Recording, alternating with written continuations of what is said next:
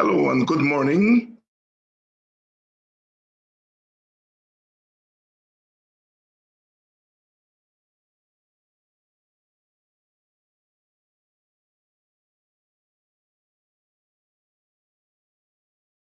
To the news that Orrin Boston was shot to death in his home by members of the police SWAT team.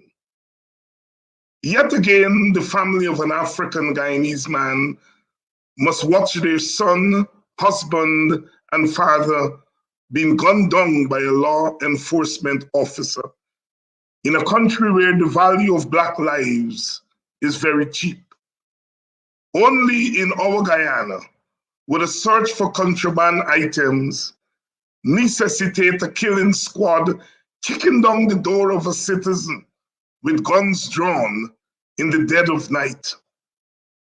Only in our Guyana would the police leadership tell the nation that a sleeping man is cornered in his bedroom by a team of armed men, but had enough time to reach for a gun and confront the armed invaders of his home. I am one Guyanese who cannot take this anymore. I'm done. I've watched too many African Guyanese women and children weep for their loved ones, bury their dead in rage, and holler and beg for justice. It's too much for me to stomach. The very police who run away when faced with a rage in another ethnic community under another government is ever ready to shoot on sight in the Black community under a PPP government. Where is the love? Where is the consideration for human right to life? I don't care how much contraband you suspected Mr. Boston had in his home. There was no justification to kick down his door at 4 a.m. and invade his home with obvious intent to harm him. This is madness. From the shores of Africa through the Middle Passage and the plantation to the present, Black people have had to face trigger-happy death squads of one kind or the other. We have asked God to intervene, but even if He did, it is not enough to stop the shedding of our precious blood. What's wrong with me? Asks the mighty shadow. Where is the sweet love to be found? Asks Bob Marley. And Martin Carter asks, who comes walking in the dark night time? Whose boot of steel tramps down the slender grass? Carter answers his own questions. It's the man of death, my love, the strange invader watching you sleep and aiming at your dream. The dream of Orrin Boston has been shot in the dead of night. Another beautiful Black life snuffed out in a land where the living stands up for something called democracy and the mandates, but sits down for Black lives.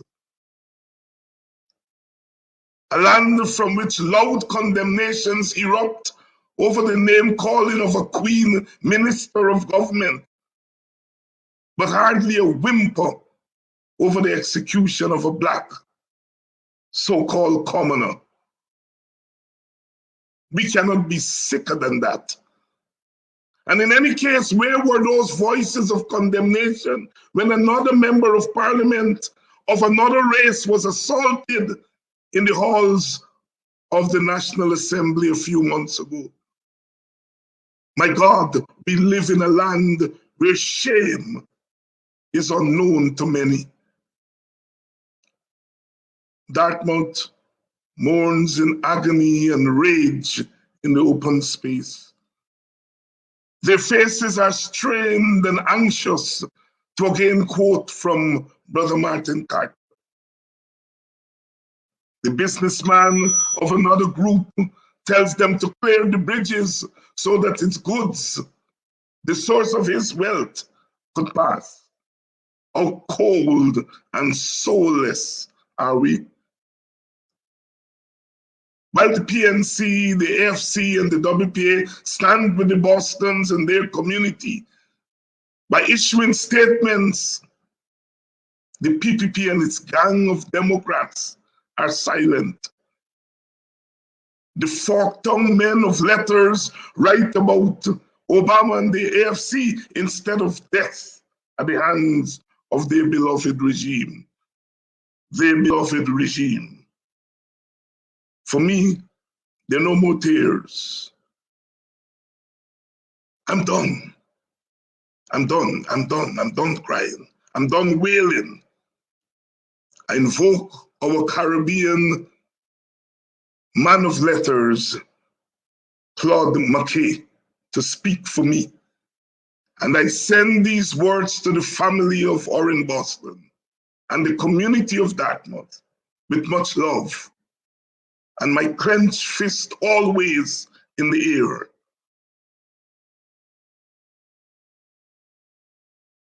Claude McKay, in his immortal poem, "If we must die, let it not be like hogs, hunted and penned in an inglorious spot, while round us bark the mad and hungry dogs, making their mock at our accursed lot. If we must die, oh, let us nobly die, so that our precious blood may not be shed in vain. Then even the monsters we defy shall be constrained to honor us, though dead. O kinsmen and women, we must meet the common foe. Though far outnumbered, let us show us brave, and for their 1,000 blows deal one death blow. But though before us lies the open grave, like men, we'll face the murderous cowardly pack, pressed to the wall, dying but fighting back." The words of Jamaican Caribbean poet Claude McKay. If we must die, let us nobly die, so that our precious blood may not be shed in vain. I'm done. I'm not crying anymore. It's too much. Too many Black brothers have been shot down in my Guyana. Been shot down in my Guyana. If you want to read the text of this message, you can visit The Village Voice, today's edition, Sunday, September 19. Or you can visit my website, GuyanaCaribbeanPolitics.news. Until the next time, this is David Hinds, signing out in rage and saying, and not crying anymore, and not weeping anymore. It's too much, too much, too much, too much. Thank you.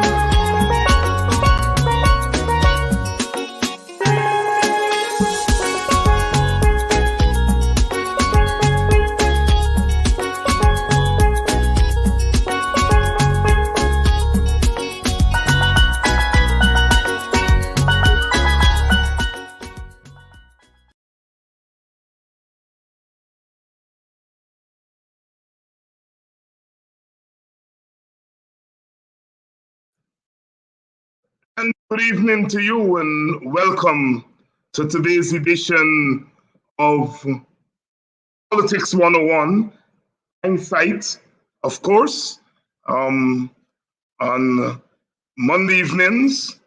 And we started with my commentary from yesterday. Um, I'm finished crying. I'm finished crying.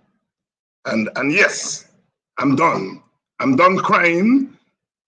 It doesn't mean that I'm done. It doesn't mean that I'm done.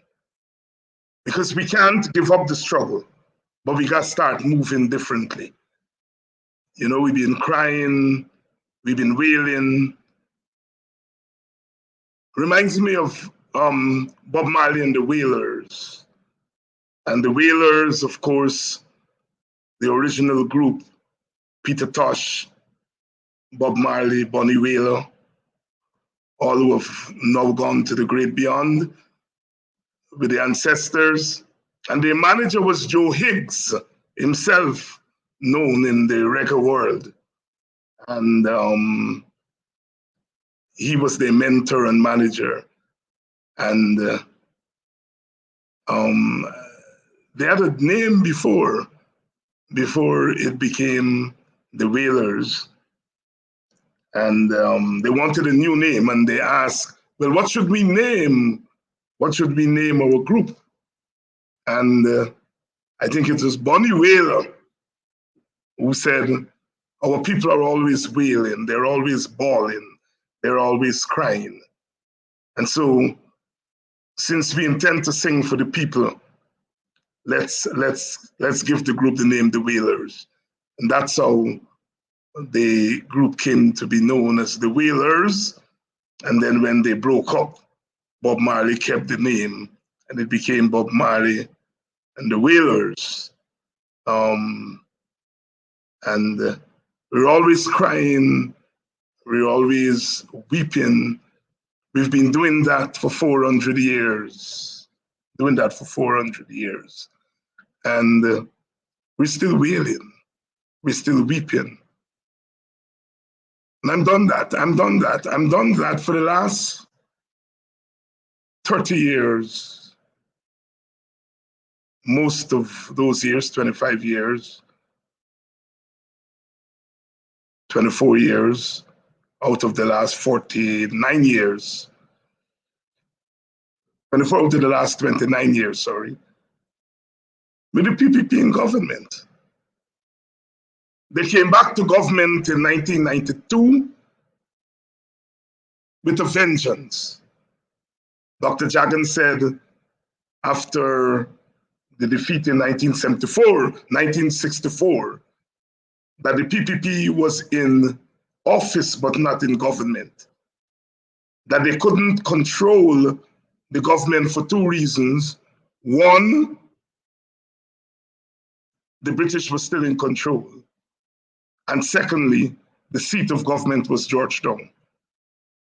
And so when they came back to government in 1992, they wanted to make sure that they would be in office and in government. And they took a deliberate decision to confront the African Guyanese community on all fronts. The political front, the industrial relations front, and crucially, the military front. And they came up with the formula that if the military and the police and the armed forces were not going to govern in their favor, were not going to obey their orders, they will create their own force, their own forces. And so they created the phantom forces.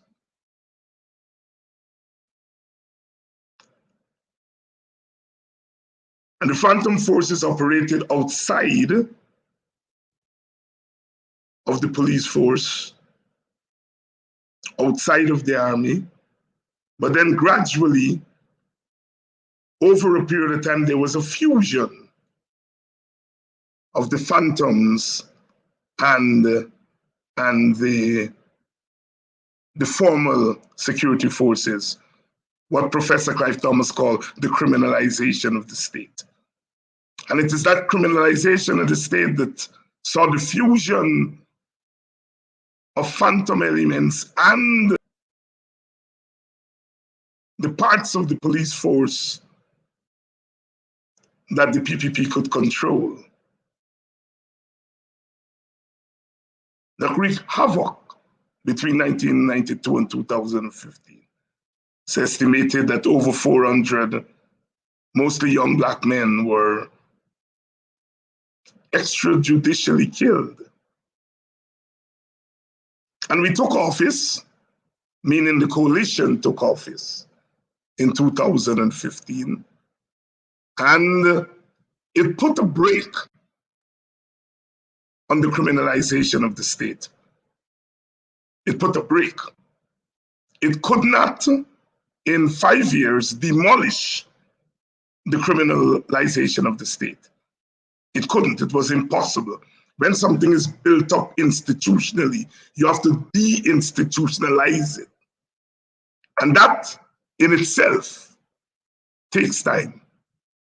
And so when power was given back to the PPP in 2015, we saw the resumption of the criminalized state. Very early, we saw the invasion of the home of Christopher Jones. Luckily, he was not killed, but his wife and children were forced to observe the brutality of the state in their own way, breaking down their doors, going into their homes. You see, that was an introduction that we didn't pay enough attention to. And I'll come back to the way we operate in Guyana, not just the government, but even those on our side. We saw what happened in West Bobis. The Henry cousins were executed. And though the police may not have been directly involved in that, that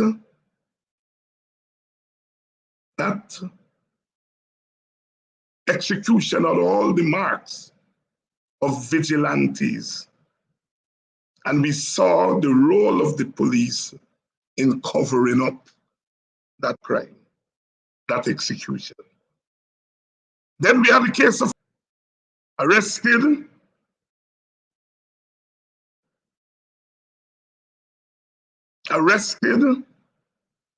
on some suspicion of some stolen TV, not put in the police car, but escorted in a civilian car, and then he was killed. To this day, the police have not solved that crime. No doubt, all the marks of execution by the police. And now, on Wednesday last, in similar fashion to what happened to Christopher Jones, the SWAT team kicking down the door of Orrin, Boston, claiming that they're going to look for contraband, murdering him, executing him in front of his wife and children. This is just within the last year. And these are just the high-profile executions. It's a pattern.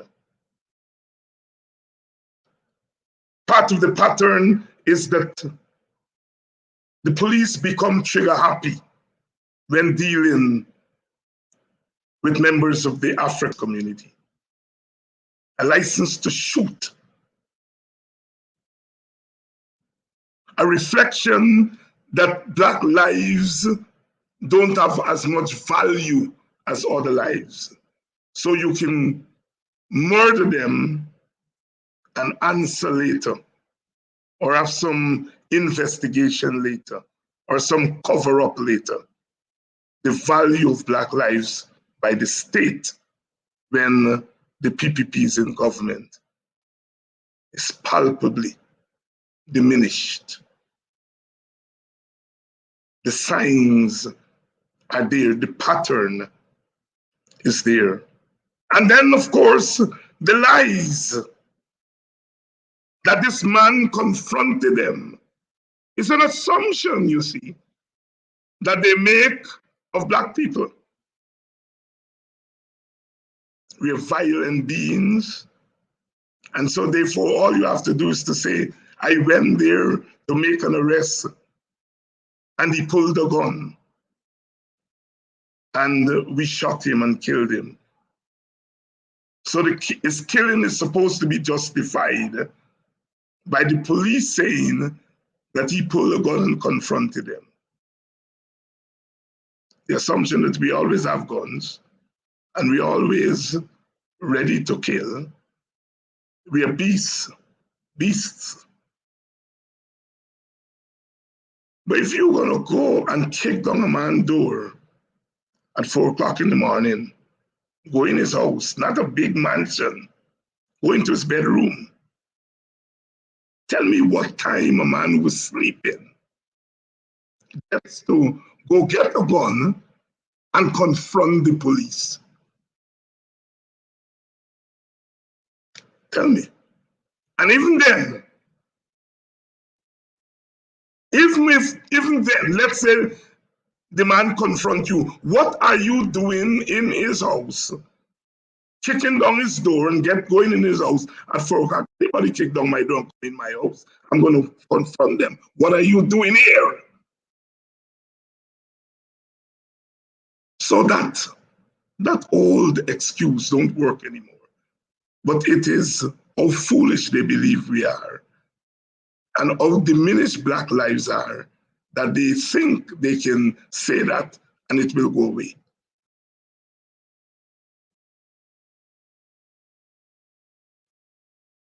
Why, if you're looking for contraband items, why the regular police cannot look for contraband items? Why, if you suspect anybody has contraband items, why don't you get a search warrant through the regular channels and go to Mr. Boston, who's not a criminal, he's a businessman. He's not running and hiding from the police. Why not get a search warrant, go, and Mr. Boston, we would like to search your house, and you carry out your search. What is instructive is that no banned items, no contraband items, no prohibited items were found when they went into that man's house and killed him on Wednesday morning. They didn't find anything. But if you wanted to find something, the regular police could do that. What is this SWAT team, which is supposed to be a team of last resort?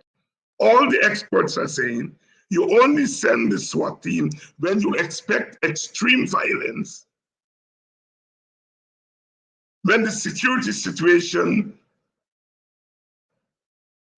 is at risk given your target. That was not the case here. So the SWAT team was not needed. The lawyers have asked all the other questions. Who sent the SWAT team? Who did?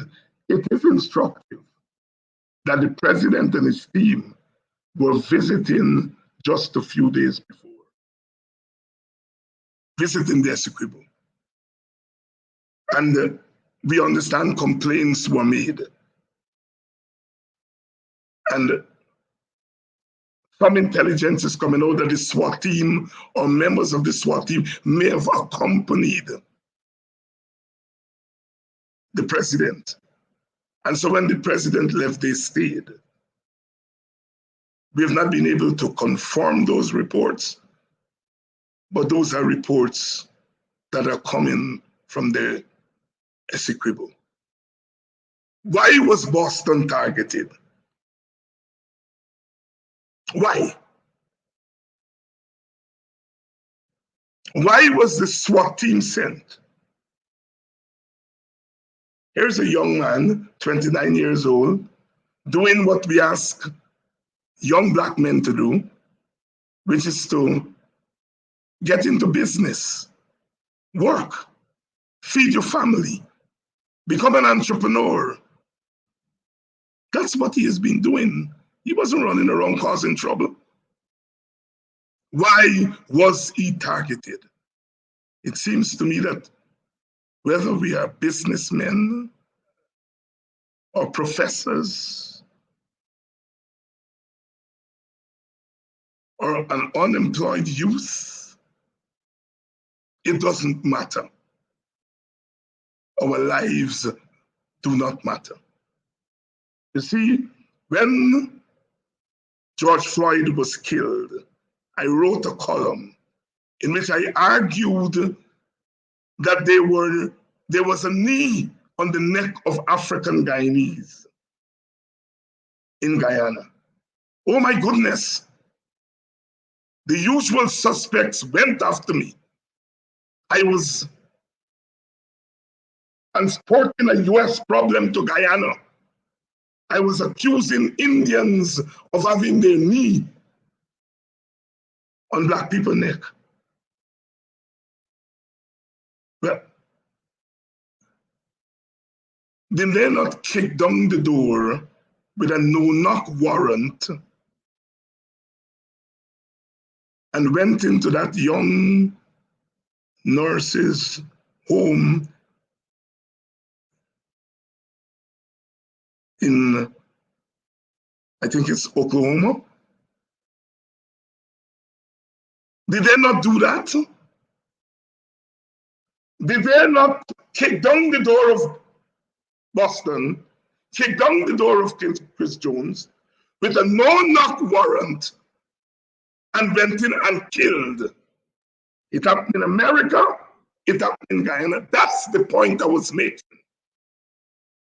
That there is systemic racism in America and systemic racism in Guyana. The basis of it is an anti-Black view, an anti-Black racism that abounds in the world. It's part of the system. The police force came into effect in 1839, 1 year after emancipation. There was no police before then. The slave master policed his plantation and nobody policed the slave master. But as soon as Black people became free, there was need for a police to police who? Not the plantation owners, to police the newly freed people. So the birth of police force in Guyana was on the basis that Black people needed policing. And the first set of people to be policed were Black people.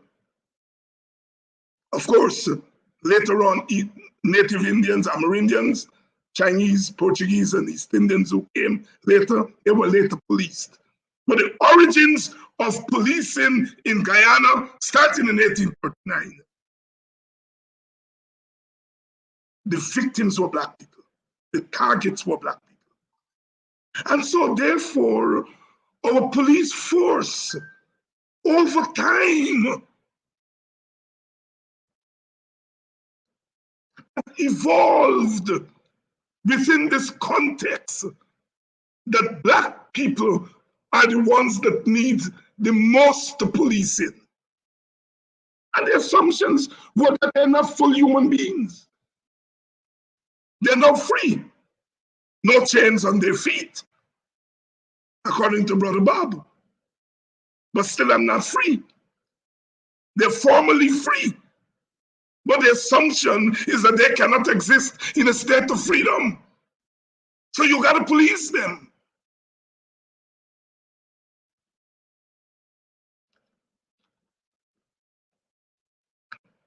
And if you look at the way in which police forces in the United States, in the Black community, they were all developed within this context of an anti-Black racism.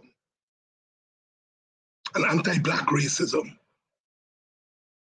And a system can end, but the institutions that underpin the system outlive the system. So that even though we are now formally free, we have our own flag, we have our own national anthem, we have our own constitution. Because we have not, since independence, taken the time to throw the old police force and to start a new police force. We therefore inherit a police force from colonialism, from the colonial period, and we've used it since. The manuals have not changed. The assumptions of the people living in the society have not changed. And so although we have had a Black government and a brown government, the attitude of the police to Black people, and to some extent brown people, remain the same. It's one of the unfinished jobs of the independence project. At independence, we knew that we had to create a new economy. We moved from the sugar monoculture economy, and we experimented with socialism and globalization and structural adjustment. We knew we had to change the political structures, and we moved from colonial rule, from colony rule to independence, and then we moved towards a republic. We have had two commissions of inquiry into the police force, one in the 60s that made some recommendations. And then we had one under the PPP that also made recommendations. But we did not have a similar overhaul of the police force. So we are really functioning under a police force that was birthed in the colonial period and that has not been transformed into a post-colonial force that recognizes the changes in the balance of power. So we have Black prime ministers, Black presidents, Black economists.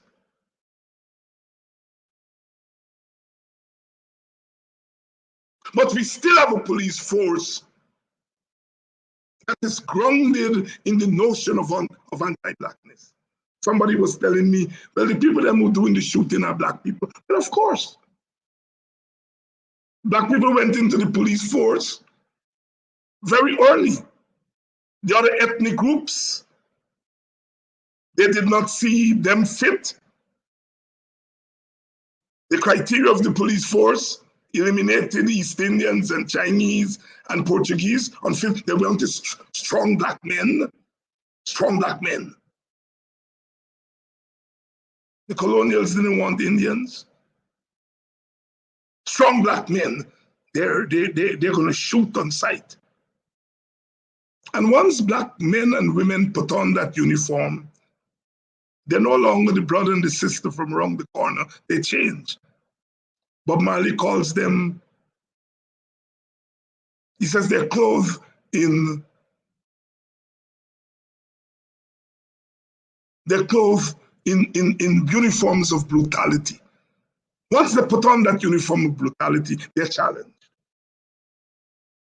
Do I act solely as a police and forget that I'm a brother or a sister from the hood, from the village, from the ward, from the block?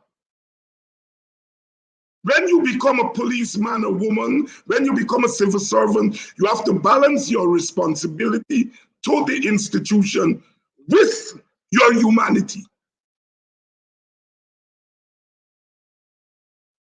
And the majority of our policemen and women have done that. I know that. I know a lot of people I went to school with, I grew up with, who became policemen and women. And they were able to balance their responsibility to the institution and their responsibility to humanity. But there are always those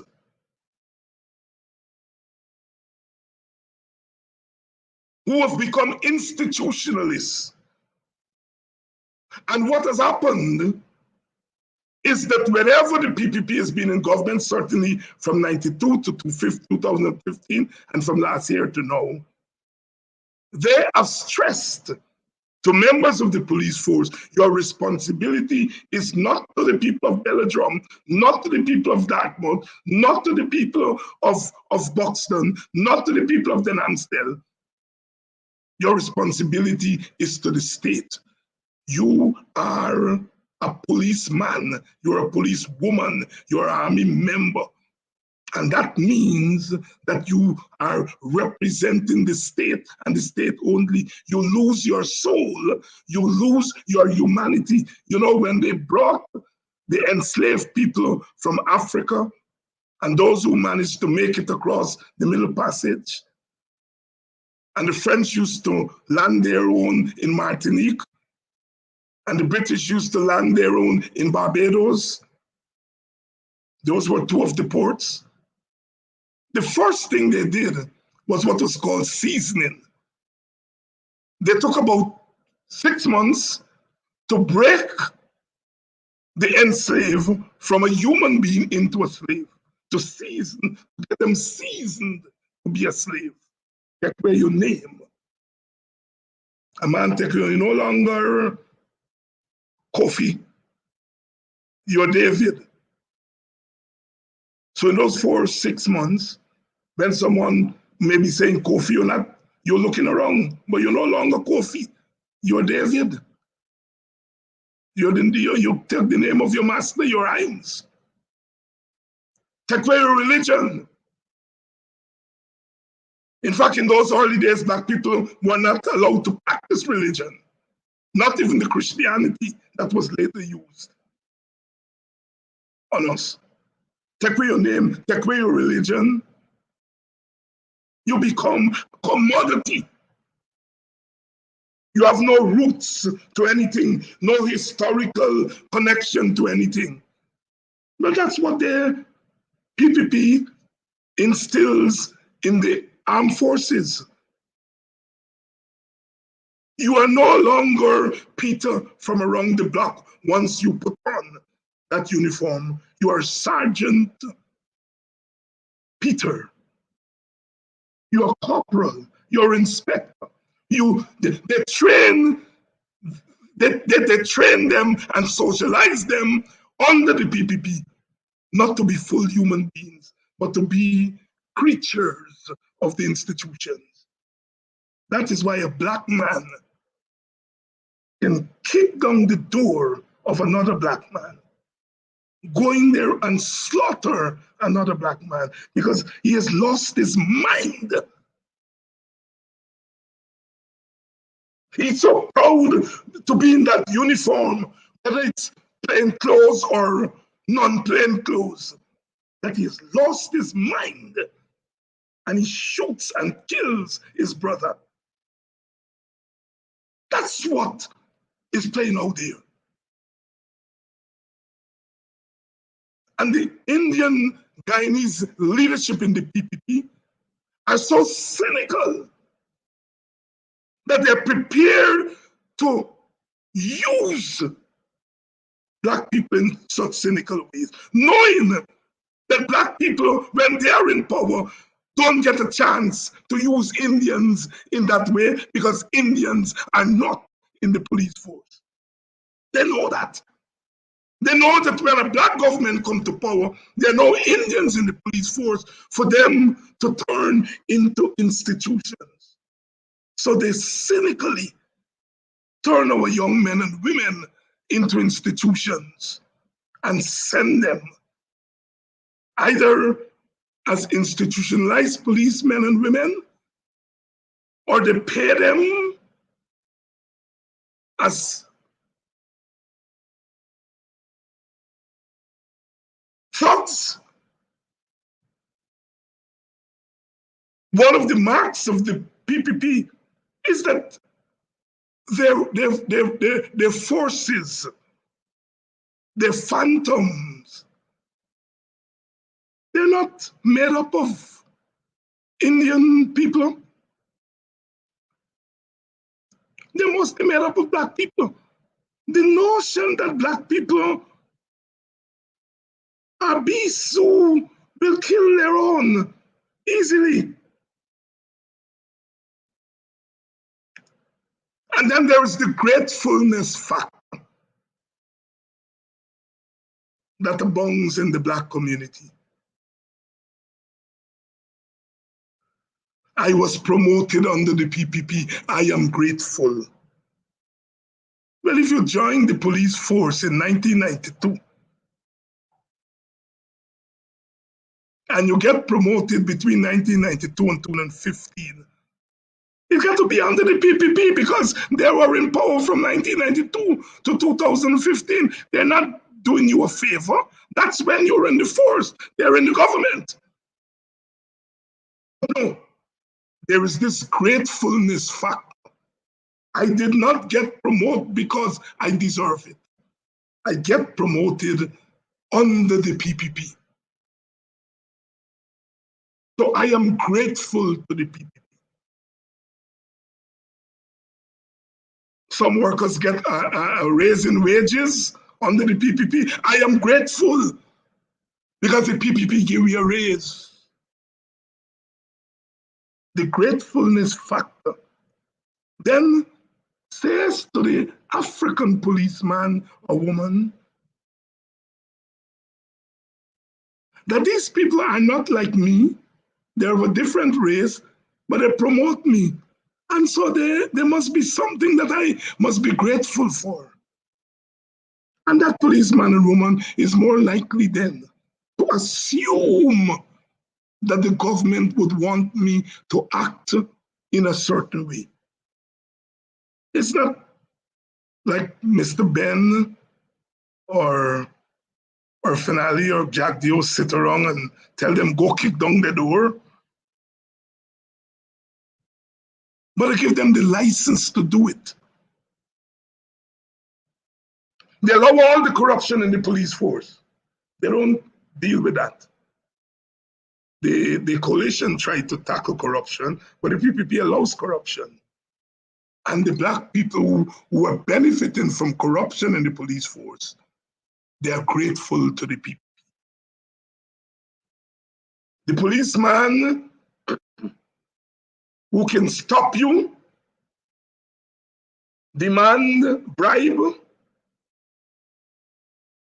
and throw in $50,000, $20,000 a day box on, he becomes grateful to the PPP because they're allowing him to make money, as they say. So the hustler police, the hustling police is encouraged by the PPP. And therefore, in return for the PPP allowing me to shake down people when they send me on a mission, I assume I'm bringing back my people dead. I'm spending time tonight explaining to you all what institutionalized racism, it's how institutions work, and how people of one race can institutionally murder, kill people of their own race. How it works. And those same policemen and women will assume that if they behave the same way in the Indian community, the government wouldn't like it. The PPP government wouldn't, so they wouldn't. You know, before they became police, they're cussing Indian people stinking.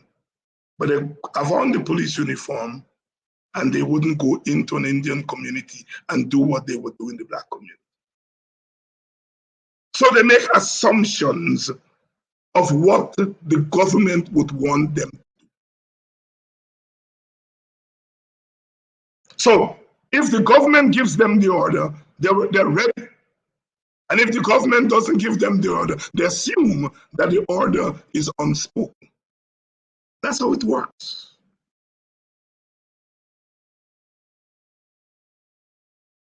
And that's what is playing out here. That is why black people are the victims in Guyana.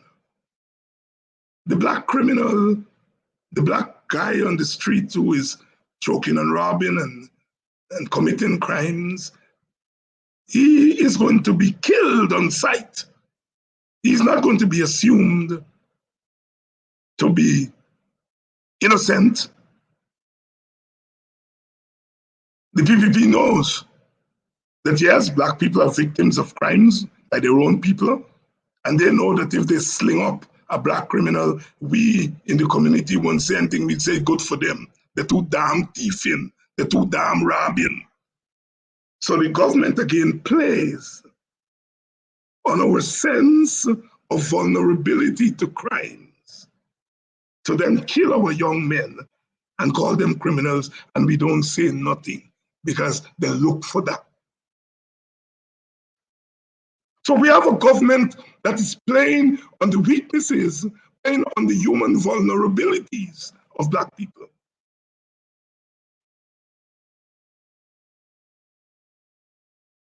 The PNC, the AFC, the WPA, ITPADA G, they came out and they issued statements condemning the murder of Boston. The PPP is yet to issue a statement. Instead, the PPP and their acolytes, what they're issuing statements on, Sherrod Brown calling Priya Malichan some false name. I don't know what the name, I don't care to repeat it. That's not my style. I don't call people names. That's not my politics. If other people choose to do it, they do it. But my point is, instead of putting out statements on murder by the state against an innocent man, you're putting out statement over Sherrod Brown calling Priya Manichan some false name. It's sexist. Well, it may be. I am not, like I said, I don't pay attention to those things. But if you want to talk about sexism against members of parliament,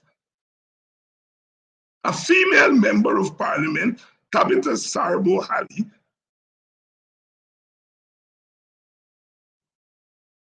accused a male member of parliament from the PPP of assaulting her. She went to get a doctor paper, she got everything. And the speaker said, you ain't got no evidence. The police said they ain't got no evidence. Nobody was charged. We didn't see no statement from all them women's groups. We didn't see no statements from them. Help and shelter, shelter and help, and all those groups that are now turning out statements in defense of Priya Manichan. Now hear me well. If a woman is being abused, a woman, whether she's minister, MP, or she's an ordinary woman, there must be condemnation of it. Let me be clear. But you got to be even-handed and consistent. You can't condemn it for one set of women and not for all. What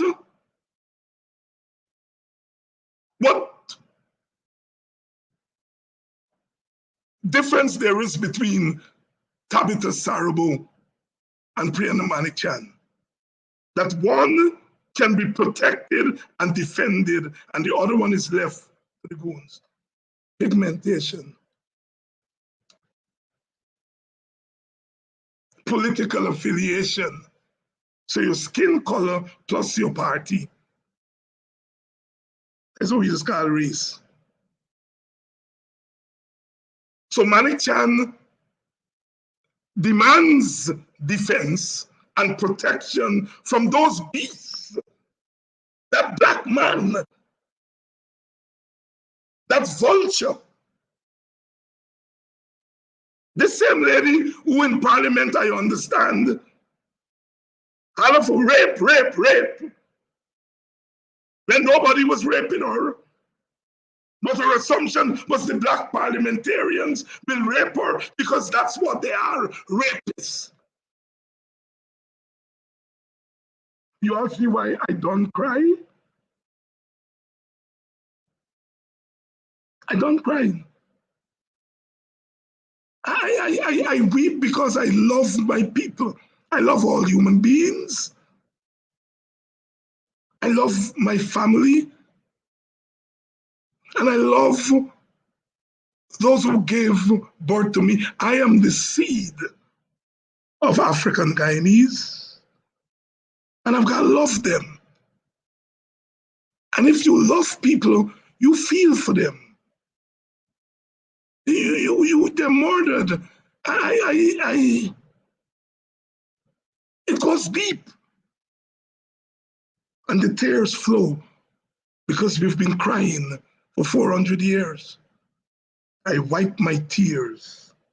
I'm not crying anymore. If I weep, I'll weep inside. Because I think it's now for us to say, stop. The government is not going to stop it. We have to stop it ourselves. And I know that they in there and they're saying, here we going to say, he talk violence. He caught Clark McKay. Let us not die like hogs. Our backs may be to the wall, but we're dying. Let's fight back. Oh God. He's instilling violence in black people now. He's calling them for violence. I'm invoking Malcolm and Walter, who use it in Guyana, by any means necessary.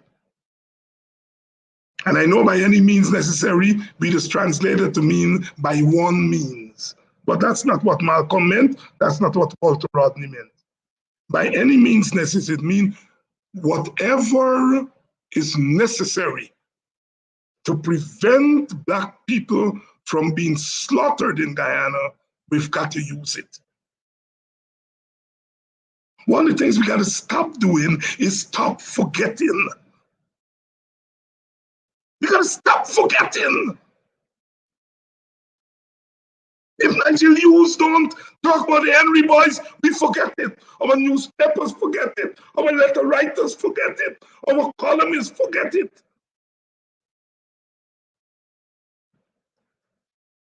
Chris Jones happened, we forget it. Peter Headley happened, we forget it. And next week, we're likely to forget or in Boston.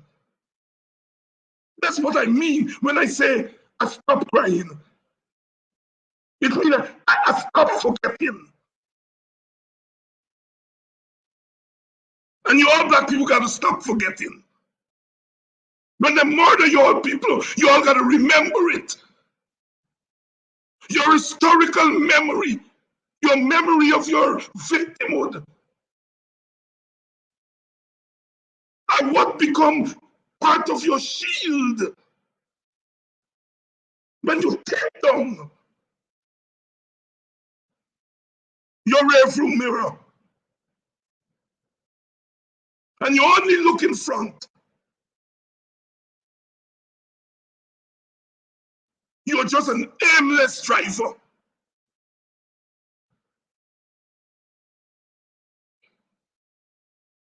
We gotta stop forgetting that's the first thing.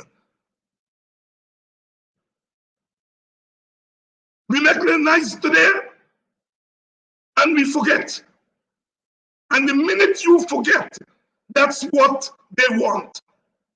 Because if you remember, it becomes difficult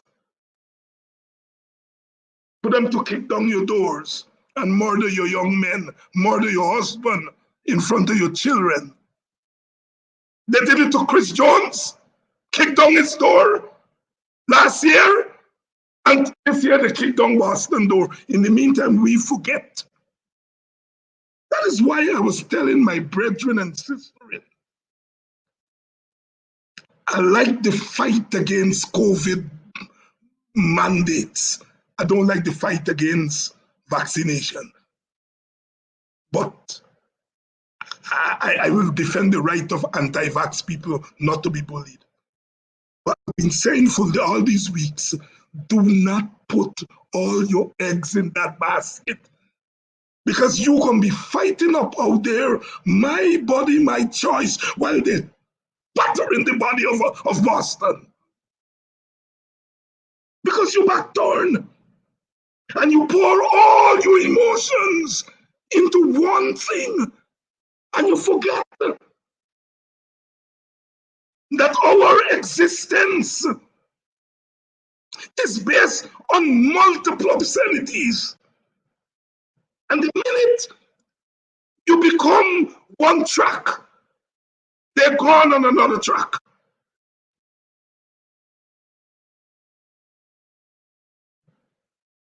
That was my fear with the anti-vaccine demonstrations. My fear. I hinted it, but I'm saying it tonight. That teachers going to be shouting against vaccine and forgetting wages, forgetting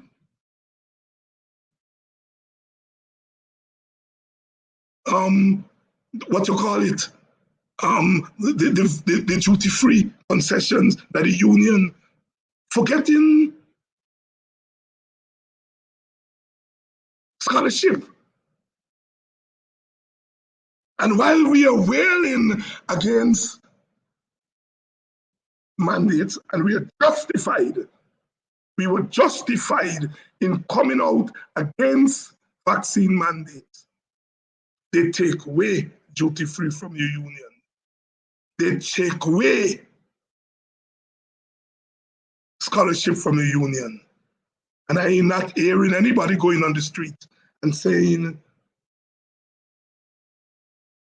my duty-free, my union, my scholarship, my union. I'm not hearing that.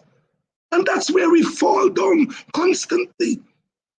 We get caught up in narrowness without understanding that we are up against the state. And we're up against leaders who look at us in our totality. I ain't criticizing nobody, don't get me wrong.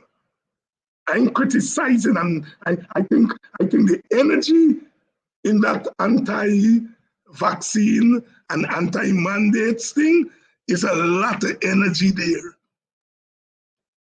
But I'm interested in taking that energy and using it wider, using it as a defense against other things. So don't get me wrong, you all don't start abusing me and start telling me I'll go over the whole vaccine thing all over again. I'm a political man. And I'm always thinking about what's best for everybody. And I always thinking about the other side. Because you don't fight against Breeze, or Breeze don't fight you down. You're fighting against the state and the government, and they're constantly fighting you down. And they're laughing Because look, we give some mandates and we get them riled up, and we take away the duty free from the union, we take away the scholarship from the union, and then we hear not a whimper from them. That's bullying. That's political bullying. Forcing you to take the mandates is political bullying. Taking away the control of scholarship and taking away duty free and the union involvement, that is workers control, workers participation in their own affairs. You take that away, that's a sacred element of trade unionism, of workers' rights that we have died for. We have died for the right of the union to bargain on behalf of workers and to fight for more control for workers. It's what you call the tripartite agreement, or the tripartite model that Barbados has used most successfully. The government, the business leadership, and the trade unions. And in taking away those privileges which were fought for, they've dealt a blow to workers' control. And we ain't said nothing. I'm not beating up on anti-COVID people. I'm not beating up on iron your ranks.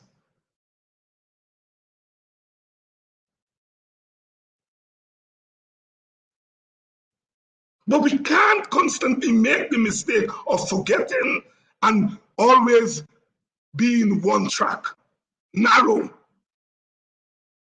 Because once you are defeated on one track, you are defeated. If you walk on 10 tracks and you get defeated on one, you still get 9 to roll with.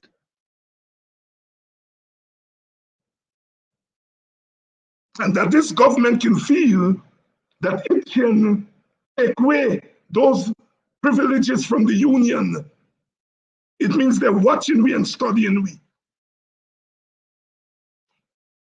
I'm telling you all like this. Look how many names they call in Coretta McDonald. So people send me things that they say about Coretta McDonald. He has become the #1 enemy on the other side. And Coretta takes it in stride. She don't even know the names that they call her. Worse than what Sherrod called Priya. But nobody has defended Coretta. The government said they're not going to negotiate with the union once Coretta is part of the delegation. And we are silent. We are quiet. They are telling us who must represent us, and be quiet.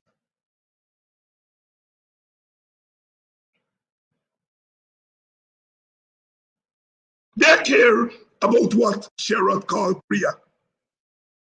Nobody cares about the names that they constantly call Coretta. And we quiet, and we silent. Listen, people like myself have a role to play. And one of the roles we have to play is what I'm doing here tonight. Laying it out bare. Let me reason this thing through. And let me admit that we can move different. That's what I mean when I say I don't crying. Because people are misinterpreting our tears to be tears of weakness. We got to plan differently. We got to move differently, or we're going to be defeated all the time. When you are in the opposition, you don't have armies, you don't have police, you don't have phantom squads, you don't have the state. So your fight has to be different.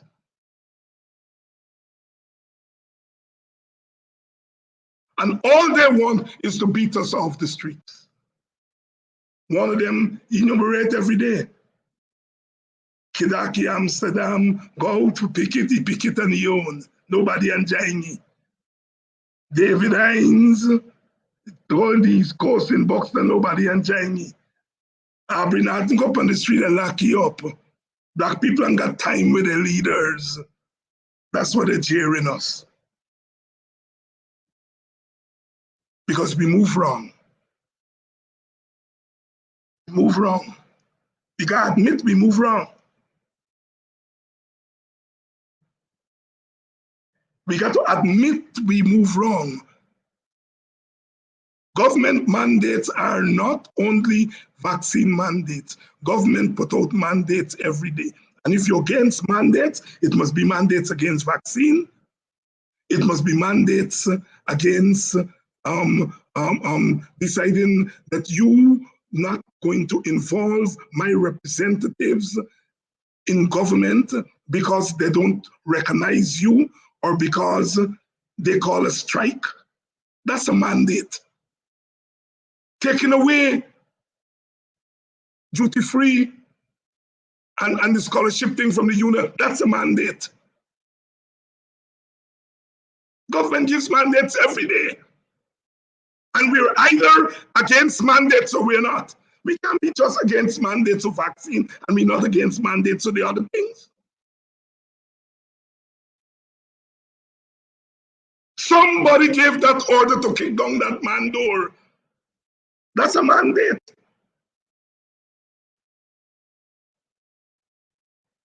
It can't be just your body you're fighting for. You have to fight for the bodies of the entire community. We are a people that come from that old approach to society and socialization. It takes a village to raise a child. Once we start talking about my body, we no longer talk about the village. We move wrong. We move wrong. Don't get me wrong. I think the anti-mandate protests are in order. They are necessary. I will support them every minute of the day. But we can't close our eyes. We cannot take our eyes off the prize. 75% of the police, they say, are vaccinated. Why not? We don't have jobs to give those policemen and women. Many of them didn't want to be vaccinated, but they would go. They have to keep their jobs. A few of us can afford to lose our jobs, but the majority of people ultimately are going to find a way to take the vaccine. It's going to happen in Guyana, it's going to happen all over the world. Those who are able, they have their own businesses, they don't have to depend on the government, they're not in a government job, they are going to be able to get around not taking vaccines or not obeying the mandate. We have to be realistic. Ultimately, people are going to be bullied into taking the mandate, taking the vaccine. But what we have to do is to take the energy that was created by the anti-mandate and use that energy against police brutality. Use that energy against beating up our trade unions. Use that energy for better wages. Use that energy for resources to be distributed more equitably. Beginning border all another year later, Teacher John says so. We must holler when they're forcing us to take vaccine, but we must also holler when they're going to kick down Boston door. We gotta move different, and that's what I mean. I stop crying.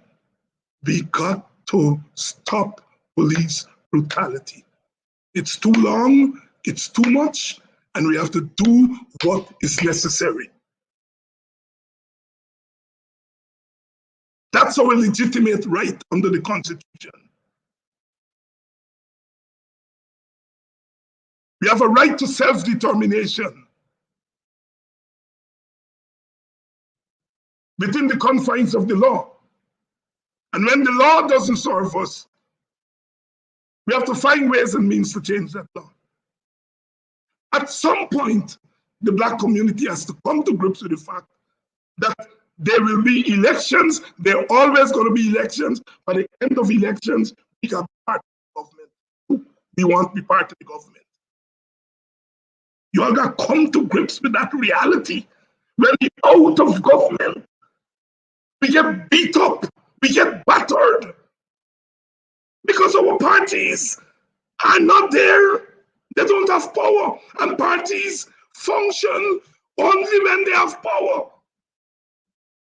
We don't have parties that are accustomed to wielding strength without power.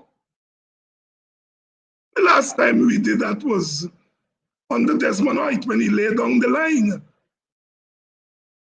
Slow fire. And if you don't want to eat slow fire, more fire. That was the last of the last. Since then, our opposition has been weak without power. There's a limit to our power in opposition. So we got to do two things. We have to use what power there is at our disposal whenever we're in opposition. And we got to use them sensibly and effectively. We got to protect Tabitha, we got to protect Amanza, we got to protect Coretta when they're coming after our women. Look how they're protecting their women. We got to protect our poor, we got to protect our workers, we got to protect our Black men from the police. How are we going to do it? We have to muster everything at our disposal. We don't have institutional power, but we have soul power.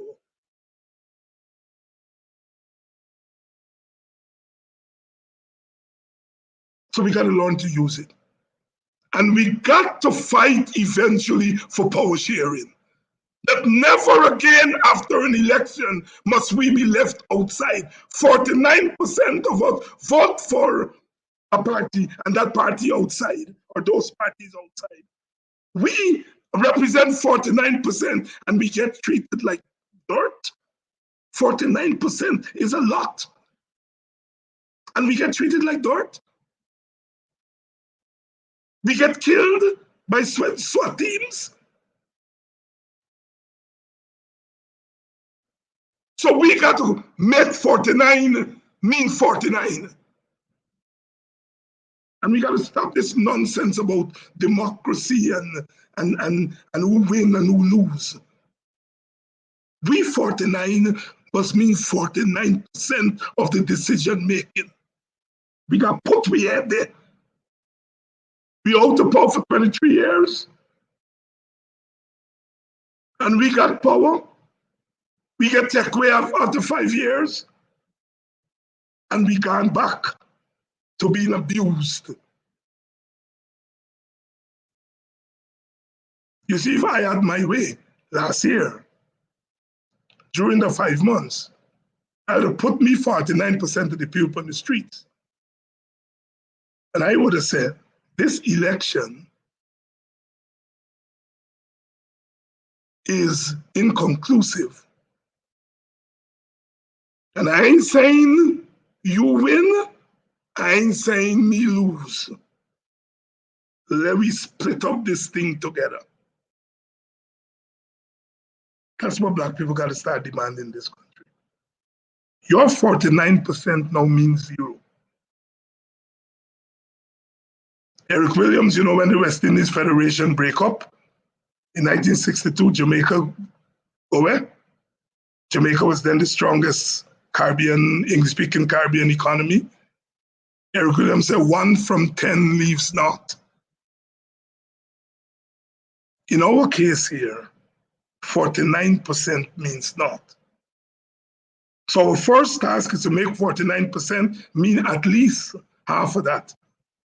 And that after another election, it must mean 49. If you win 51%, the merrier. But we gotta be clear-eyed about power. If you are powerless in a place like Guyana, crap will smoke your pipe. That's my job. That's my task. To say it like it is and to give us some things to chew on. Some of you will disagree with me. Some of you will agree. We are accustomed to disagreements, but we are in a bad place. That's why I stopped crying.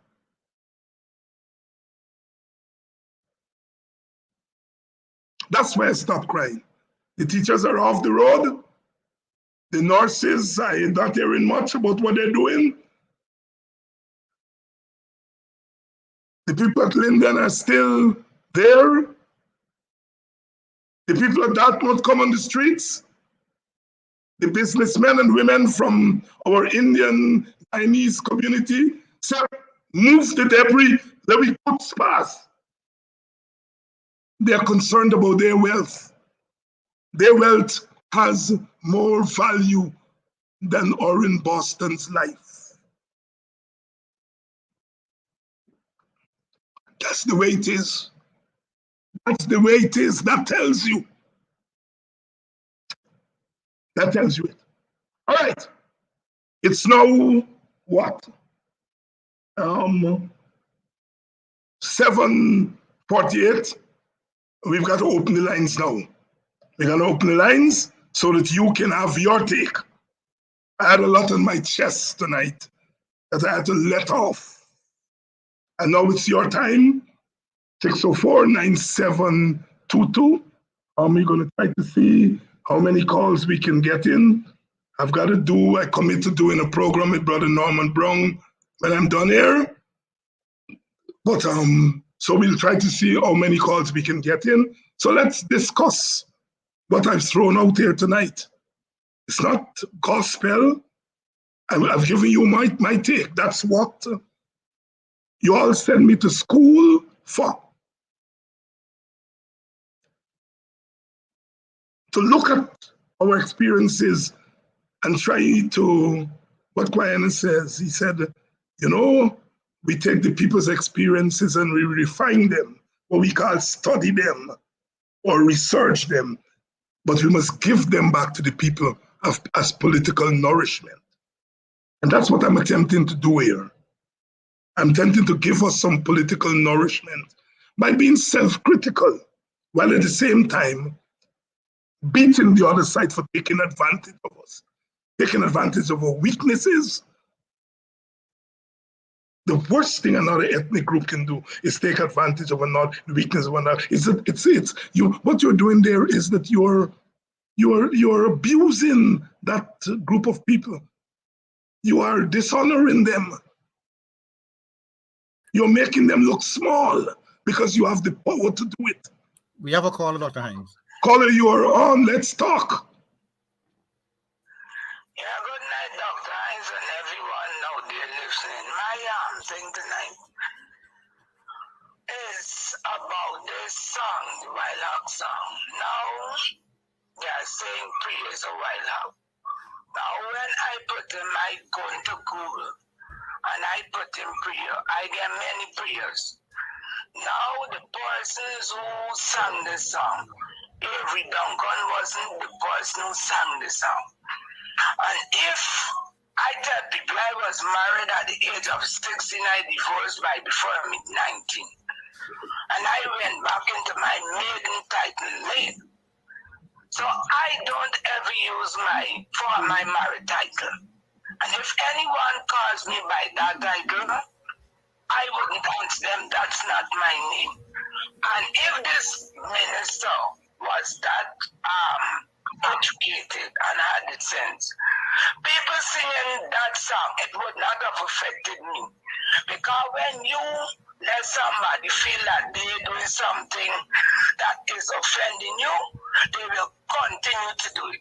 And if she had put a deaf ears to that song and didn't take the song on, eventually, they say, we playing this song, it ain't affecting this woman, let me stop playing because it ain't doing. But the moment you accept a false name or a statement that would cause you unrest, people will hold on to it because they know that it's upsetting you about the strikes and the different things, and the striking public, the public servants should have hold out more for what they wanted. Because the nurses, they slash the risk allowance. They ain't give them anything, and there is a right down on patriarch, because I had a mail with patriarch as a nurse. Patriarch don't stand up for nobody. When you get into problem and you go to the office, they tell you, oh, you must this and that.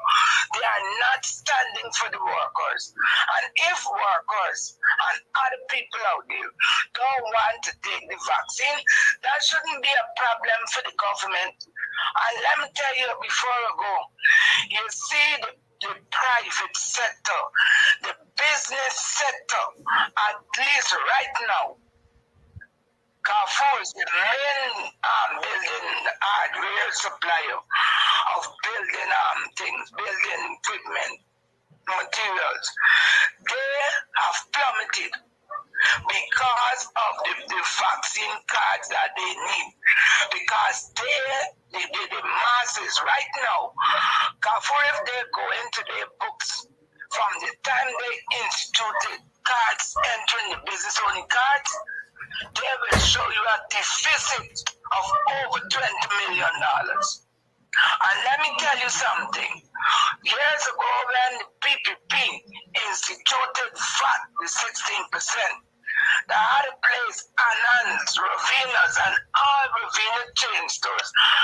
Regent Street had 3 stores. The street by Quality had 2. The Penitence, Water Street had, and because of the institution of 16% VAT, cripple Ravina. And this thing we see going on, cripple got food, they ain't see it. And the Chinese make up the mind, because right now the Chinese doing business.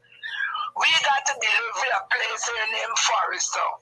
You call on your phone, whatever you want, and Forrester coming and delivering it to your house. Other smaller business entities are doing things like that.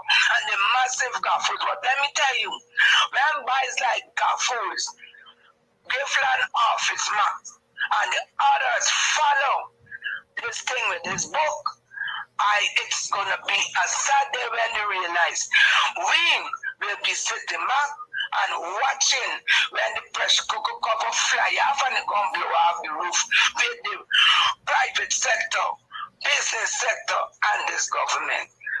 And we out there, we have to be watchful in whatever way it goes. Because if I hear any PPP thing by the committee, the fraudulent bunch come to keep me tell me where I live, I don't care what nobody say. I don't go.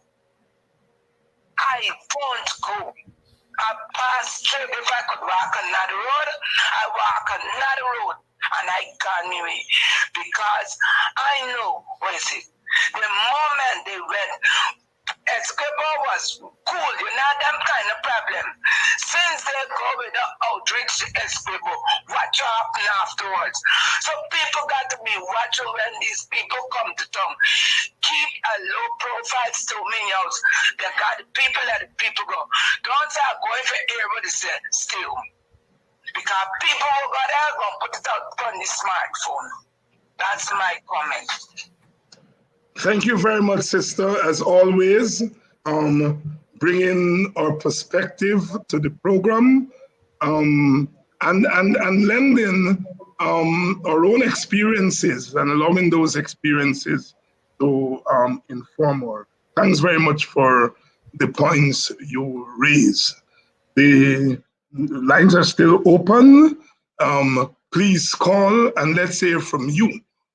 What do you think? What's our next move? What's your view on the murder of Boston, and on the hammering of Coretta McDonald, and on the duplicity and the hypocrisy of some of our women leaders, who are quick to defend the woman of one race and not say a word of the woman of the other race.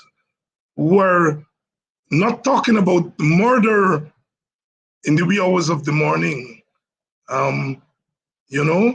People have a right to protest against what they feel. If they feel that it was sexism against Priya, I am not fighting them on that. I'm saying that the same energy that you put to anti-sexism for Priya, it must go for Tabitha. It must go for Amanza, who was not just ripped because she was black when they came down on her the other day, but because she was a black woman. And they didn't come out. They endured name calling. We have a caller. Caller, you're on the air. Good night, Dr. Hinds and Good night. Guyanese and all over. I do not know why do we think that the PPP will do the right thing. We keep pleading and begging as Black people or Afro-Guyanese for them to do the right thing, and it's not going to happen. It's not in their blood to do that, and it's in their blood to stick it to Black people. Here's it that we are people that build Guyana, but yet still we end up with nothing. And I feel that the Afro-Guyanese are going to be just like Black Americans in the United States, where they always have to fight for their right. And we're always going to be left behind at the bottom just for a few that is maybe doing well. And we have to be stronger and understand on a psychological level what these folks are doing to us. We cannot be weak and cannot always just be nice to them. We've got to come back hard and do what they're doing to us. The redress, when the event we are in a position of power, is to do the right thing. But no, we want to be politically correct. And that's where our downfall lies. I feel the APNU is just like the Democratic Party, where they're thinking they are powerless when they have so much tools in their arsenal, but refuse to do it because they want to appear to do the right thing. We should adopt the strategy of a scorched earth. How do you think we are going to get to the position of strength? By doing the things to help our people to be more financially secure, whether it's in finance, whether it's in banking, whether it's in agriculture. We've got to do the thing. We've got to do the right thing. And until we've learned those principles, we're always going to be at the bottom. We're always going to be begging, even when we're in a position of strength. And we've got to do better. We've got to think about what we're doing. We, when we were in power, wanted to appease and wanted to appear that we don't want to do things that will hurt Indians. Because in the coalition, we have, the other party. And we've got to understand that while they were in power for 23 years and now 24, they've been amassing all the wealth, and we going to be playing catch up. So when we're in that position, we've got to do things to strengthen our people, and preferably Afro-Guyanese. We're going to be left back, and I really do not see a way that we're going to be able to do it until we change our mindset. And that's my thought. Thank you very much, brother. And thanks for those insights. Very insightful. The questions you raise are pertinent. What are we going to do about our plight? Hey, every issue.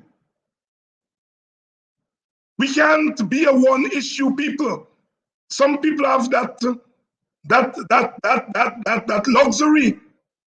You know, if your freedom is taken care of and your bread and butter, your bread is well buttered, you can afford to look after one issue politics. We can't. Our politics always have to be broad, and I agree with you, caller. We've got to stop begging. We have a caller. Yes, caller, go ahead. Good night, Dr. Hinds. Good night. I was thinking that we are simply too soft and we are too kind-hearted to deal with the PPP and the acolytes. We are simply do not take them for what they say they're going to do. And basically, we have got to understand on a psychological basis where they're coming from. We keep begging and praying and hoping that these people are going to do the right thing, and they're not going to. So why are we always in a position of weakness? We have got to be in a better position.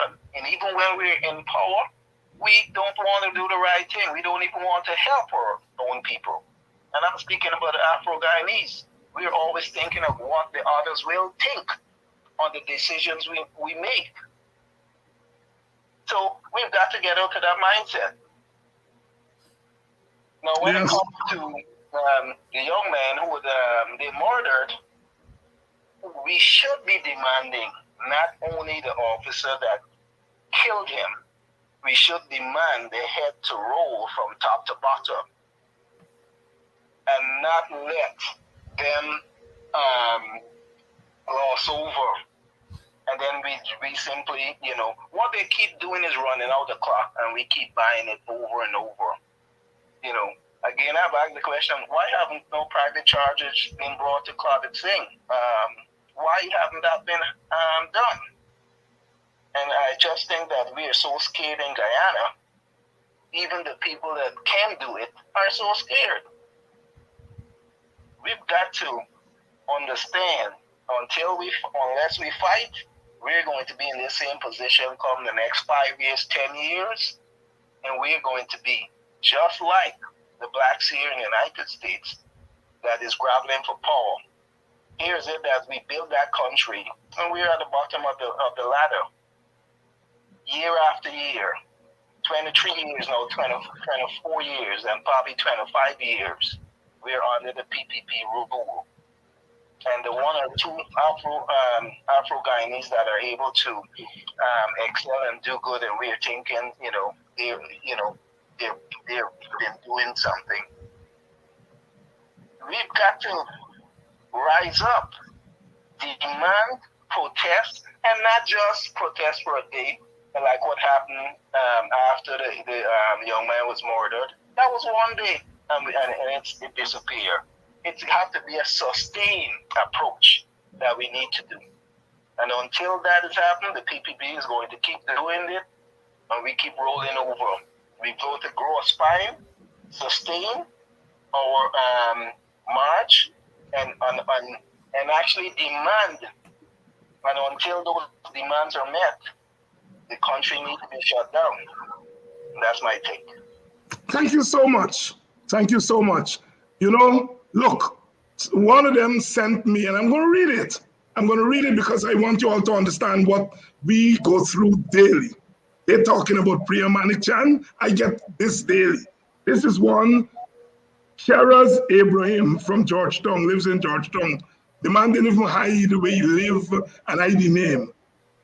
After listening to me yesterday say, "Don't crying," this is what the man write. Ayo, You black effing dog. You effing animal. Why you don't talk about the past with Hamilton Green? What he did to Indians? Go, go on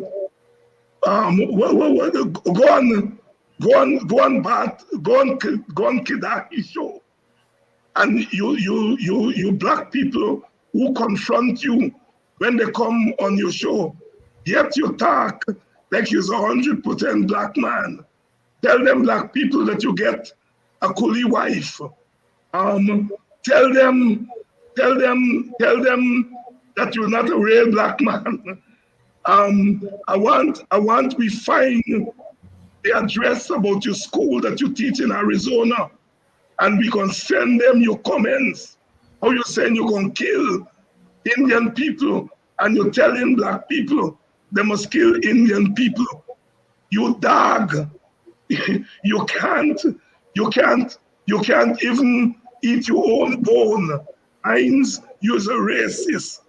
Who there on your backside on Kidaki show, what preaching ethnic violence, but we waiting for you. I receive every day. As an animal, as a dog, as a little boy, I go, no, go you black dog. I understand what that means. It's not just that he abusing me out, that's neither here nor there. That's neither here nor there. But look at the words, you animal, you dog. That's the racism I'm talking about. That's the racism I'm talking about. And just for the record, I don't know what he knows about my personal life. Just for the record, I am not married to any Indian woman. I don't know where he got that from. But even if I were married to an Indian woman, I would not give up my blackness because I'm married to an Indian woman. You know, my marriage is a personal thing. You know, my blackness is my identity, right? So even if that were so, you see, the thinking is that, you know, some people say if we dollarize the country, we can get peace, right? What it means, what Abban is saying there, is that Hinds, you married an Indian woman, so you shouldn't say nothing but blackness. So when they tell me about dollarize, that's the trap they're setting forth. Even if I were married to a black woman, I'm not. Even if I'm married to a black woman, I would be saying the same thing as saying tonight, yesterday, and tomorrow night. I just want him to know that. But note, the dog and the animal. So there we have it. I get that every day. I show Coretta get it every day. And they're worrying about what the name? They say Sherrod called she wild boar or something, you know? I don't know. I don't know. These people are hypocritical. These people are hypocritical. What is Coretta crime? They say she's a politician and the G2U strike is political. Well, all strikes are political. All strikes are political. All strikes are political. Because you are striking against the powers that be and you are making demands. That's political. The sugar workers strike. They're trotting on the road up there on the quarantine. Their union, which is part of the PPP, go and sit down with the PPP and they work out a deal. And the sugar workers are now back to work. Teachers come on the street, huh? And you call the strike political. You call them all kinds of names. You bully them off the streets. You take away a privilege from the union. You want to do that to Gahu? You want to call the strike at Albion a political strike, but you call the teacher strike a political strike. Let me tell you all something. Do not be afraid of the term political strike. All strikes are political. All strikes. You're striking against the government. You are striking against your mother or your grandfather. You strike in your home. Your mother tell you, wash the wares, and you decide you're striking, you're washing your wares. And that's internal domestic strike. You're striking against the government. That's political. All strikes are political. Whether it comes from GAWU, or whether it comes from the teachers' union or the public service union.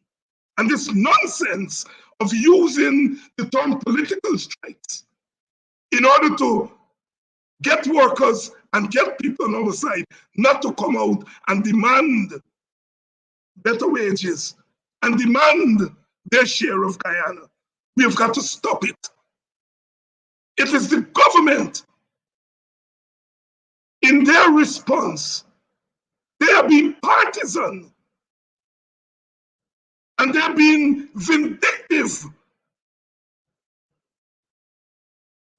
But all strikes are political.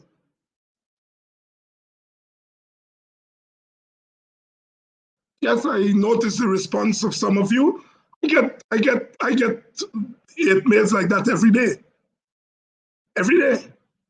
We have a caller. Yeah. Yes, caller. Good evening. Yeah, hello, good evening, Dr. Hinds. This is a very important discussion today, and some of the things that you mentioned earlier I think are very important. One of the things that I don't understand is what role does the opposition leadership have in this effort, because when you're trying to pull so many people together to come to a goal, you really have to have a good plan and a good strategy. And what we seem to see every time with these things is that we go from battle to battle and we're not able to connect the dots. We're not able to come up with something cohesive that can last.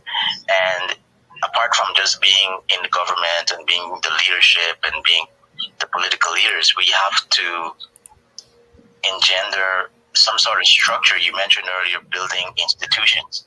Well, in order to really have power, you have to really build those institutions from within the party, from within your supporters, and then you get sort of the credibility that you need. But for some reason, I don't see that happening at the level it needs to. I'm not saying it's not happening, but it really needs to happen at a much higher level. It requires a lot of discipline, and it's not there. So until that happens, and I think it's the responsibility of the leaders to really do that for the people, because if we have a viewpoint and we know the other parties and the other opponents have their viewpoint and they're going to pull together to meet that. So what is our viewpoint? What is our goals? The first thing I would ask is what are the short-term things that we need to get done right away? What are those priorities? We've got all this energy right now. We've got young people in the party that are not maybe utilized to the best of the party's capability. What are the key things that you can get those folks involved in a short term, in the next 6 months, in the next year? What are the things that we need to do long term?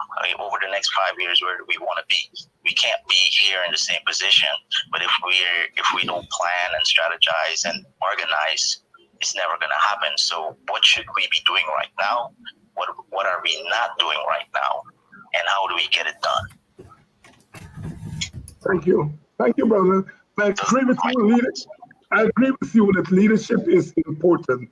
Part of the reason for the disarray, that the people came out on the streets, they gave some energy, but there is no cohesive leadership to take that energy forward.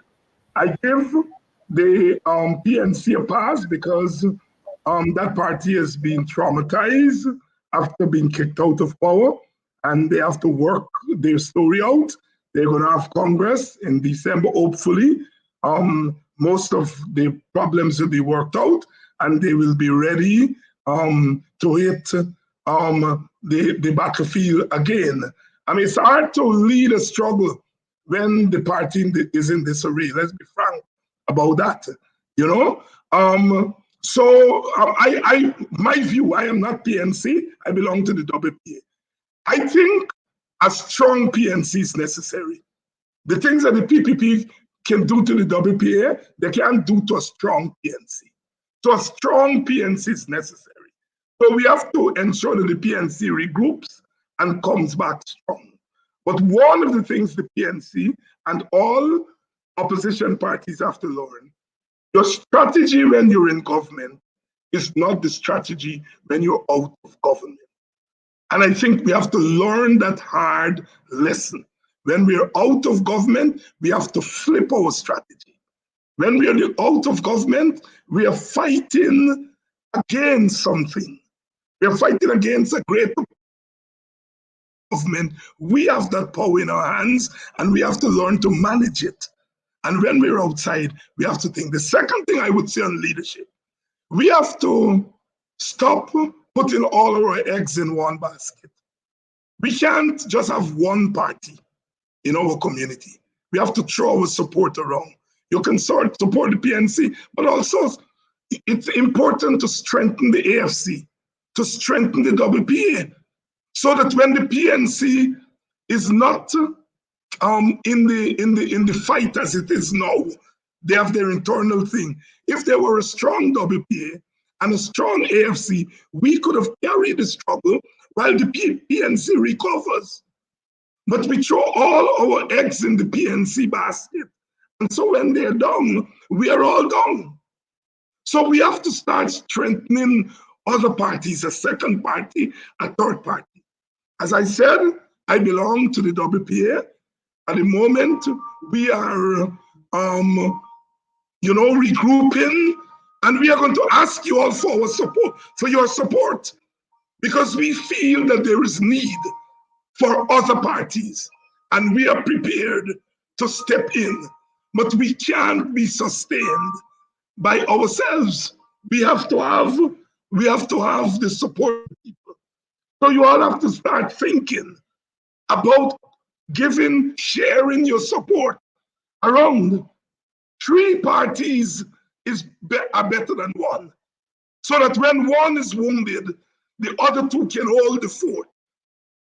Part of the reason we are in disarray, when you give us the energy, as the people give us the energy on the street, is that we don't have a cohesive leadership, where the leadership of the PNC and the WPA and the AFC could sit down and work out a common strategy. We're not there. And so we are floundering. The PNC internally, they have to work out their own thing among themselves. So it's not a good time for us, but we have to try with what we have. But I agree, leadership is important. We have a caller. Caller, please. Go ahead, caller. Hello. Hello, Mr. Hinds. Yes, good night. To you, sir. Yes, Hello? good night. Good night. Good night, sir. I'm listening to your points and them that you're making with the PPP government. What I want to say is the PPP government have no time for the citizens of this country, but themselves and their family. Number one, they're condoning racism. I think when Mr. Granger was in there, when Mr. Granger was in power, we had none of those things going on, because he was trying to unite our people together. And what the PPP is doing right now is dividing the races. They're dividing us. They're trying to make all kinds of havoc between the two races, and they're only going about the place saying the PNC or Mr. Granger's party has racist issue, which is not true. Because when Mr. Granger was there, I could acknowledge that very clearly, that he had tried his best, and it has already started to happen. The 2 races had come together. Everybody was living like as one. And I don't understand why it is the these people are in there so long we are supposed to fight to get them out of there, which is if Mr. Granger has to come up with a strategy to get them out in some way. If you have to go to the tribunal or something to get these people out of there because they're damaging Guyana to its core. On top of that, we have nothing to benefit from the oil or whatever because the Venezuelan government has made another claim to get Essequibo as theirs when Mr. Granger had already dealt with that issue and there was no problem again between the two parties, the two countries. Why it is now that the Venezuela want to fight for Essequibo and say that that's their territory? Don't you think it's because they see that the PPP are weak? Because they couldn't have done that with Mr. Granger. They're afraid of Mr. Granger, yes, because he would tell them what it is. In our territory, he would declare the territorial part to the Venezuelan president and the people as well. But because the PPP regime is known to everybody now as the weak political party, the police now, on the other hand, is doing a lot of nonsense, which is very, very upsetting to see because what they're supposed to be focusing on, they're not focusing on that. They're focusing on these little people like, oh, if they see a man with a little bag or something, they're going behind these people. Why are they not concentrated on the bigger crimes that are going on? The bigger crimes are going on and they're not concentrated on that. They're not even looking that direction because it's like they're afraid to go away or they don't have no time to go deal with the bigger crimes what they're supposed to be. It have a lot of people are breaking the protocol for COVID and the police is not doing anything about it either. So I don't know how we could tolerate that nonsense right now. I think we need to stand firm and come against the PPP government to get them out. Even I don't know. They need to contact the tribunal and get the tribunal involved in this, which is also the CARICOM. We need to get these people in here. These people are doing a bundle of nonsense and nobody is saying anything. The people that vote these people in there, that put these people in there, they are so ashamed and they're very much like cowards. They don't stand up now and see because they're punishing and they're getting the heat of the other side of the heat. They're getting the other side of the stick as well. They're getting the bad part. They're regretting it now, but they're too ashamed to stand up and say anything about it. Yeah. That's what happened. And do you realize it's only the majority of the black race is who are standing up for our rights, and a few Indian between, yes, I must say. I must not leave out the few Indians that are with the black people.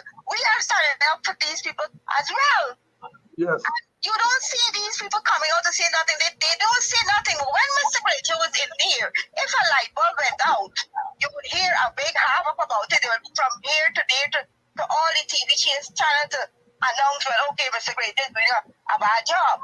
But they're not saying what he has done for the country, especially Skelton.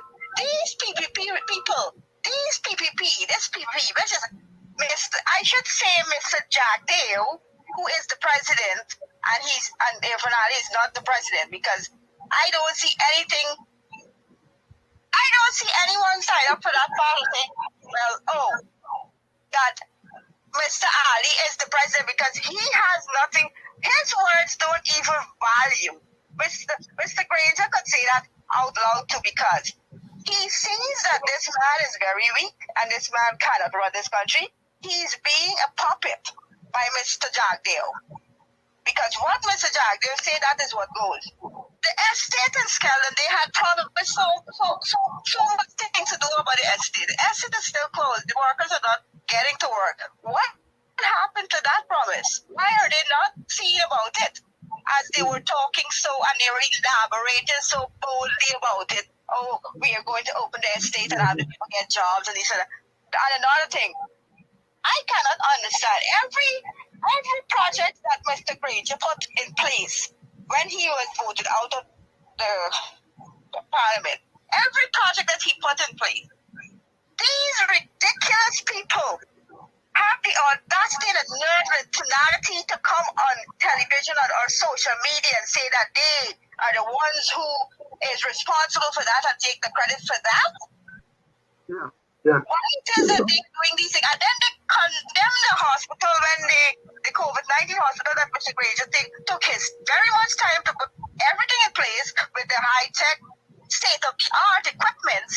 And these people were condemning it and making all sorts of accusation about how much money the man spent and this and that. And in the long run, do you see what is happening now with that hospital? The hospital is not even big enough to keep the people there. Sister, points well taken. We had more time, but I've got to go. I have another program to do later on tonight. But I promise you, next week or whenever I open the phones again, I will give you back your time. Good night, and thanks for giving us the report on what's happening in the Indian communities, because often we don't know what's happening there on the ground. Thanks very much. All right. If there is not a call on the line, I have to go. I promised Norman Brown faithfully that I would have been on since 8:15. It's now almost 8:30, and I ask your permission to go and to ground with him a little bit. So I want to thank you all. Thank you all for staying with me tonight. We had to have some serious talk tonight on all sides. And I hope we ponder it tomorrow night. Big show tomorrow night. Sherwin Holden is the brother name. Who's the MP for the Essequibo? He will be on. He will giving us a report on what's happening there with the Boston murder, what's happening in Dartmouth, where the protests are, what's going on. He'll be bringing a report. And then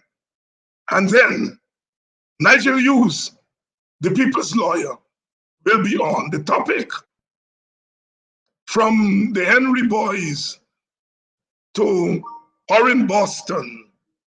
Has Guyana gone rogue again? Nigel Hughes, make sure you spread the word. And we're going to be kicking it tomorrow night, starting at 6:30. Good night. I got to go.